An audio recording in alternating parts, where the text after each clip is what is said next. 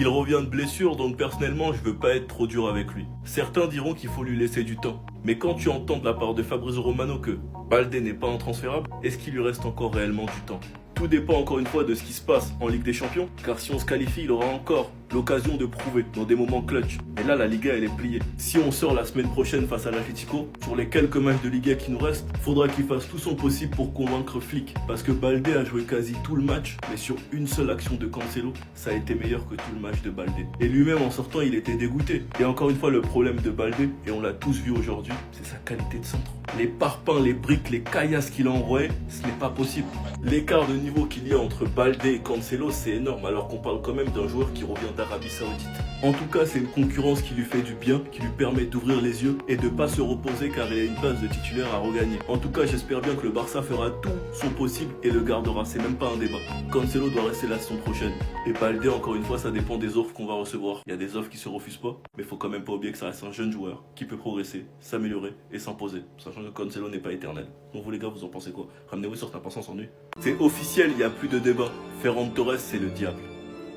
Ferran Torres, c'est le diable. Cette célébration, il l'avait préparée depuis combien de temps? Parce qu'il n'avait pas marqué depuis plus de 13 matchs. Depuis plus de 13 matchs, il n'avait pas marqué. Perte de confiance. Flick le titularisait un peu moins. Aujourd'hui, il double et franchement, il a mis de très beaux buts. Surtout le deuxième qui n'est pas du tout facile à mettre. Et le premier truc qu'il a trouvé à faire, c'est faire ça.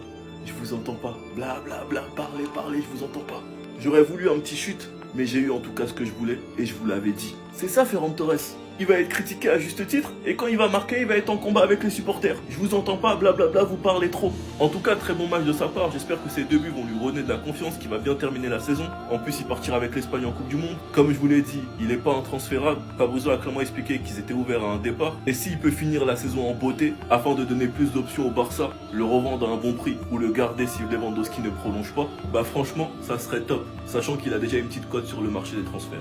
Enfin bref, sinon vous les gars, vous en pensez quoi? Ramenez-nous sur sa patience en nuit. Et si t'es un homme, tu nous fais chute face à l'Atlético la semaine prochaine. Et bah voilà, sans forcer. Clairement là, aujourd'hui, Hansi Flick ne voulait pas de mots de tête, non. Déjà que le Real Madrid était mort dans le film, après le faux pas qu'on a fait hier, Hansi Flick n'a même pas voulu donner quelques espoirs aux Madrilènes, non. Lamine Yamal était titulaire, Pedri était titulaire. Et pendant ce temps, du côté de l'Atlético de Madrid, c'est des joueurs inconnus au bataillon que Simeone a aligné. Alors lui, je sais pas ce qu'il est en train de préparer pour le FC Barcelone, mais ça sent pas bon. Il n'a rien voulu savoir, tous les gros joueurs sont au banc. Et aujourd'hui, le Barça face à l'Espagnol, c'était un match de gestion. Une première mi-temps bien gérée de bout en bout, ça se précipitait pas. Même dans l'intensité, ça n'y allait pas fort. Avec eux, Lamine Yamal qui, comme à ses habitudes, s'amusait. Voilà. Que ça soit dans ses dribbles, ses passes, ses extérieurs. Sur le premier but de Ferran Torres, où il vient demander aux supporters de fermer leur bouche. Et bah, c'est Lamine Yamal qui est à l'origine du corner. Ferran Torres était là, deuxième poteau, il saute, il met la tête. Et c'est là, il vient de dégainer cette célébration. En gros, fermez vos bouches. Mon ami, ça faisait 13 matchs que t'avais plus marqué. En 2026, t'étais encore à 0 but jusqu'à ce match. Et c'est toi qui viens de demander de le taire. Il est culotté.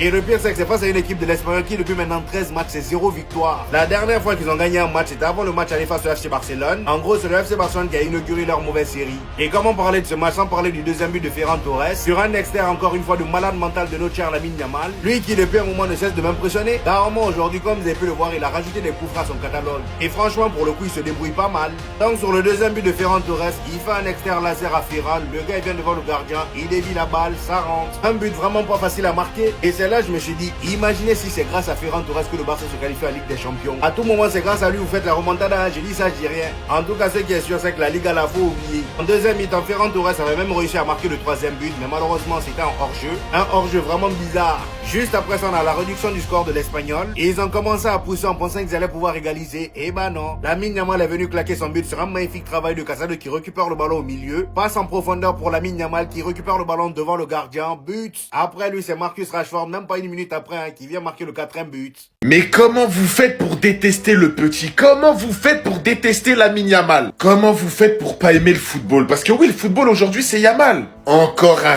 récital technique aujourd'hui de Yamal, les gars, c'était trop. Les défenseurs miskins ce qu'ils ont pris encore une fois. En fait, tu vois, quand il y a Lamine Yamal qui joue, je me dis, j'ai bien fait de rester dans mon canapé à regarder le meilleur joueur de football jouer. Non, je crois que vous vous rendez pas compte, en fait. Lamine Yamal, cette saison, 21 buts, 20 passes D. 20 des deux côtés. Il est buteur, il est autant passeur. 20-20, tu te rends compte ou pas? Record, Lamine Yamal, c'est 57 GA en Liga, 28 buts, 29 passes D. Aucun joueur avant l'âge de 19 ans dans les 5 grands championnats n'avait fait ça. Décidément, le fiston, il parle avec personne. Non, sérieux, ceux qui ont regardé le match, je vous pose une question.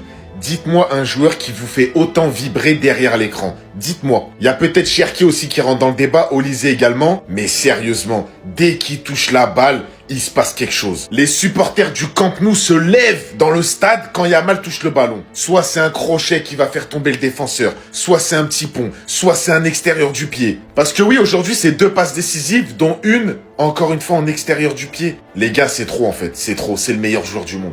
Attendez. En fait, Ferran Torres, parfois, je sais pas. Écoutez sa déclaration après le match. Ma célébration, il y a toujours du bruit extérieur à mon sujet et presque toujours négatif. Ça les emmerde de me voir marquer, donc ce message est pour eux. Mais en fait, attendez. Donc si j'ai bien compris, il y a toujours du bruit négatif autour de son sujet. Et apparemment, quand lui, du coup, il marque, ça nous emmerde.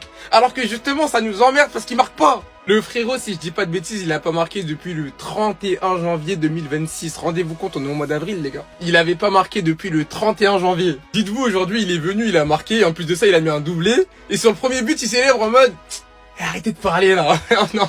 Croyez-moi, Ferran Torres, je l'aime comme il est, et je suis même très content qu'il ait marqué, je l'ai dit tout à l'heure dans mon débrief, et j'espère qu'on l'a enfin retrouvé. Parce que dans tous les cas, même si on sait que quand il marque, il aime bien faire chute tous les 3-4 mois, alors que c'est de sa faute et que c'est même pas de la nôtre, mais au calme, on l'aime comme il est. En tout cas, Ferran Torres, merci beaucoup pour le divertissement, merci pour le doublé, et mardi, au Metropolitano, on t'attend. On espère que mardi, tu vas pas commencer à reprendre tes dingueries, tu rates 10 000 occasions, on espère qu'on aura un Ferran qui sera clinique. Les Madrilènes, bonsoir, comment allez-vous? J'espère que vous allez bien.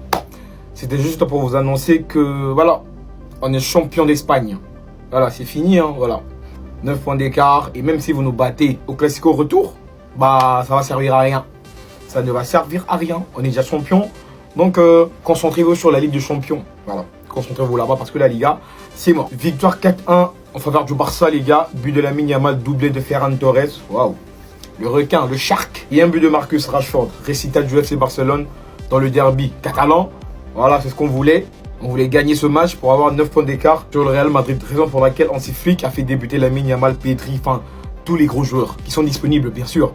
Donc voilà, le championnat il est fini. On est champion d'Espagne. Visca Barça, Visca Catalonia. Par contre, la célébration de ce mec-là, j'ai pas compris, les gars. Ferran Torres, genre, il nous ferme nos bouches.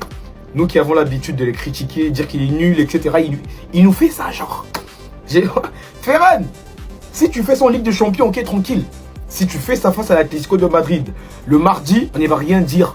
Rien de rien. On va juste te regarder comme ça et applaudir. Et dire que tu es les meilleurs d'œuvre de l'histoire du football. Fais ça mardi face à l'Atlético. J'ai envie que tu célèbres comme ça face à l'Atlético. Tu nous fais ça, tu nous fermes nos bouches. Face à l'Atlético. Là, tu viens de marquer face à l'Espagnol de Barcelone en Liga. La Liga est quasiment finie. Et toi, tu nous fais ça. T'es fou, toi. T'es fou. T'es toujours nul.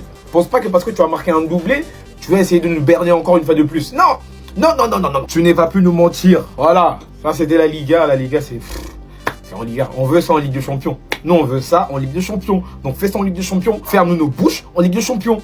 Pas en championnat. Voilà. Yamal qui a été élu homme du match. Les gars, c'était juste n'importe quoi sur son côté. Encore une fois de plus. Voilà, vous allez dire que dans les grands matchs, mais Yamal, c'est pas trop ça. Ça parle chinois. Tranquille. Déjà, face à l'Atlético, le match aller en Ligue de Champions, vous avez vu. Au match retour, vous allez voir également. Il est sur une série de performances. Vous n'êtes pas prêts. La mise à part cela, les gars, j'ai beaucoup aimé le match d'aujourd'hui. Déjà, c'est Barcelone était fort dans le pressing, dans la récupération. Ils ont mis de l'intensité. Techniquement, c'était fort. Ils ont marqué des buts. Ils ont été cliniques devant les cages. Voilà. Ferran Torres, surtout, les gars, doublé son match d'aujourd'hui. Les gars, c'est trop en fait. Je pense même qu'il a un tout petit peu raison de nous fermer nos bouches. Il était fort aujourd'hui, les gars. Il était trop chaud. En tout cas, il n'y a rien à dire. 9 points d'écart. Pedri, n'importe quoi. De Jong qui entre, n'importe quoi. La passe sur Marcus Rashford, incroyable. La tranquillité qu'il a eue en surface de réparation de Jong. Les gars, c'est juste n'importe quoi. Il a attendu au bon moment pour faire la passe à Marcus Rashford. Non, mais il est trop fort. Son retour également nous fait énormément du bien. Voilà, il n'y a rien d'autre à dire. D'ailleurs, Araujo, les gars. Araujo, c'était fort aujourd'hui. Araujo en tant que latéral, les gars. L'entente avec Lamine Yamal, les gars.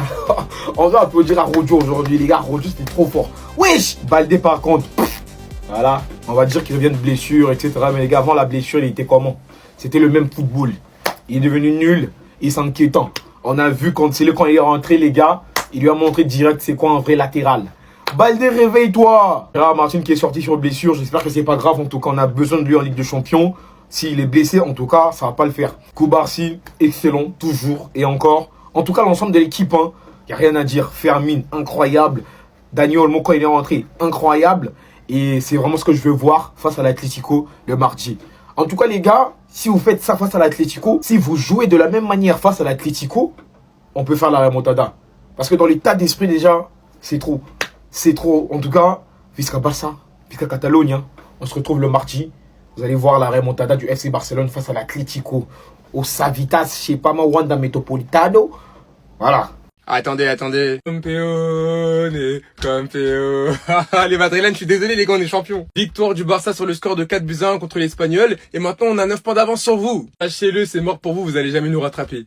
Bref, concentrez-vous sur la LDC. Plus sérieusement, aujourd'hui, c'était un match assez tranquille. C'était un match où en soi le Barça a dominé, même si en deuxième mi-temps, on s'est fait un peu peur. Et ça a surtout été un match qui nous a énervé avant même son commencement. Car sur la compo de départ, on avait Lamine Yamal et Pedri. Et pour le coup, les gars, j'y croyais pas mes yeux. Et le pire dans tout ça, c'est que les deux, ils ont fait 90 minutes. La vérité, je réalise même pas. À la 9e minute, sur un corner tiré par Lamine Yamal, on a Ferran Torres qui n'avait pas marqué depuis le 31 janvier qui est venu inscrire un but de la tête. Et le pire dans tout ça, c'est qu'après ce but, il a célébré en mode chute, en mode vous parlez trop. En fait, ce mec-là, je comprends rien. Quelques minutes plus tard, sur un magnifique extérieur de Lamine Yamal, il s'est même offert un doublé. Et honnêtement, l'équipe, ça fait archi plaisir. Surtout quand on sait que mardi, on affronte l'Atlético. Ferran Torres, on va avoir besoin de lui. Et on dirait bien qu'on l'a retrouvé. En deuxième mi-temps, l'Espagnol a réduit le score sur une magnifique frappe où Joan Garcia, il a rien pu faire. Et heureusement pour nous, l'Espagnol n'est pas revenu car Lamine Yamal est venu inscrire le but du 3-1 à la 86e. Au passage, sur l'action, avant même de marquer, il était déjà en train de célébrer, et ça, c'est dingue. Et en toute fin de match, on a Marcus Rashford qui est venu marquer le 4e but, sur une passe décisive, s'il vous plaît, de Frenkie de Jong qui a effectué son retour, et ça, les gars, ça fait archi plaisir. Bref, c'est une victoire du Barça, et on a désormais 9 points d'avance sur le Real Madrid.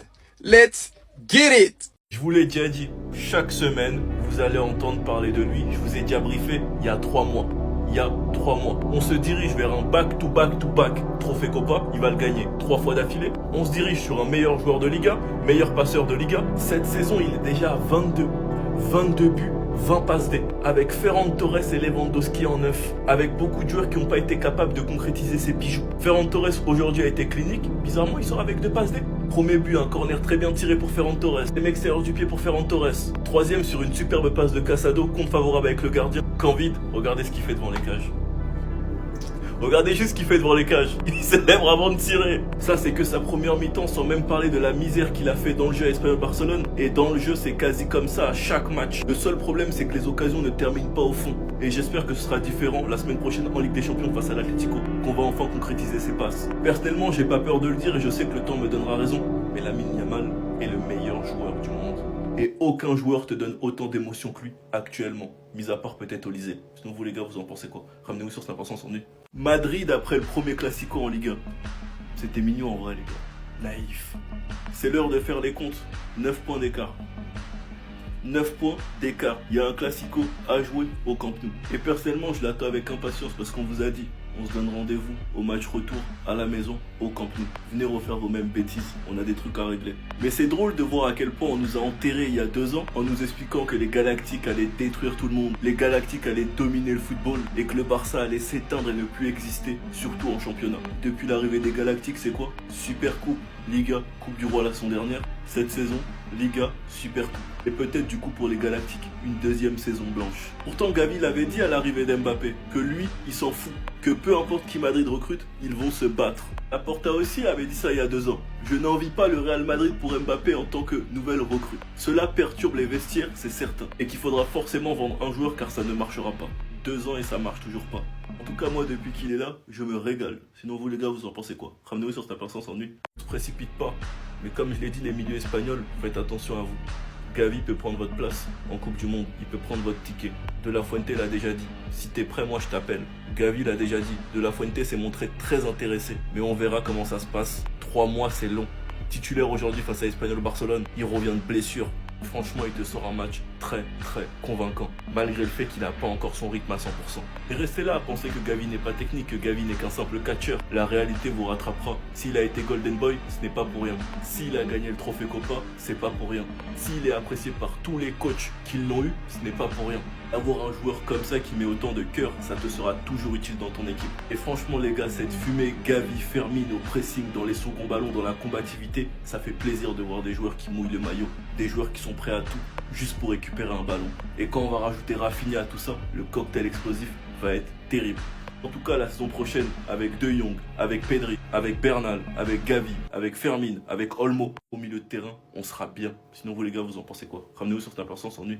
Lamine Yamal, il commence titulaire, et en seconde période, il rentre. Même pas. En fait, il commence pas titulaire et il rentre pas. Il joue pas. Et pour finir en supplément, mais scientifique avec tout le respect toujours, hein, une autre question vite fait. J'espère qu'avant le match, quand vous avez prévu vos plans concernant la tactique, la compo, etc., ces deux-là, normalement, ils étaient pas censés faire les 90 minutes. Hein, pas vrai?